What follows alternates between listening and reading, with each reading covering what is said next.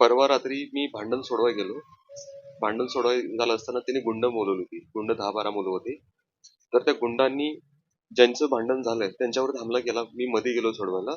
तर त्यांनी माझ्यावरती पण हमला केला. आणि त्या शुक्लाकडे ना पिस्टल होता. तो खेचत होता आणि त्याची बायको बोलत होती, "मारो, मारो, सबको मारो, किसी को जिंदा नहीं छोडना." आणि ते गुंड एवढे बिंदास होते, डायरेक्ट वार करत होते. डायरेक्ट. शुक्लाची पूर्ण दहशत असं तो सांगतो, की मी आय-एस आहे, मी गव्हर्नमेंट ऑफिसमध्ये क्लास 1 ऑफिसर हूँ, कोई मेरा उखाड़ नहीं सकता, तुमको जिधर जाना है. पूर्ण सोसायटीला तो तशी धमकी देतो. हा. नंतर त्यांचा ज्यावेळी वाद चालला होता त्यावेळी ते बोलले की तुम लोग मराठी ऐसा लोग हो, गंदे लोग हो, मच्छी खाते हो, मटन खाते हो, तुम लोग यहाँ पे कैसे आते हो. त्यावेळी भरपूर वादावादी झाली. त्यावेळी बोलले की भाई तुमचा मॅटर आहे, तुम्ही दोघं सुलझा, मराठी माणसं नाव घेऊ नका. मग त्यावेळी तो बोलला तू क्यों बीच में बोलने वाला, असं तसं. असं मॅटर झाल्यानंतर त्यांनी मुलं बोलवली आणि कवळी कट्टे यांची फॅमिली आणि मी त्यांना मारत असताना मी मध्ये गेलो. त्यावेळी त्यांनी हा धारदार शस्त्राने हल्ला केला.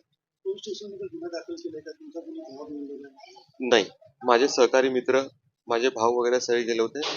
पहाटे 5 वाजेपर्यंत त्यांना बसून ठेवलं, गुन्हा दाखल नाही केला.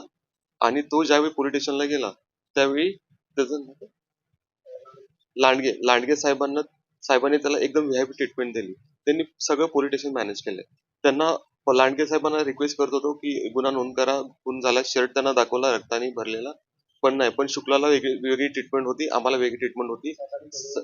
त्या सकाळी त्याला नॉर्मल फ्रेंड सारखं त्याला ट्रीट करून त्याला ठीक आहे बोलले, जावा तुम्ही बोलले. हे पूर्ण त्यांनी पैसे खाल्लेले आहेत पोलीस स्टेशननी, पूर्ण मॅनेज आहे सगळे.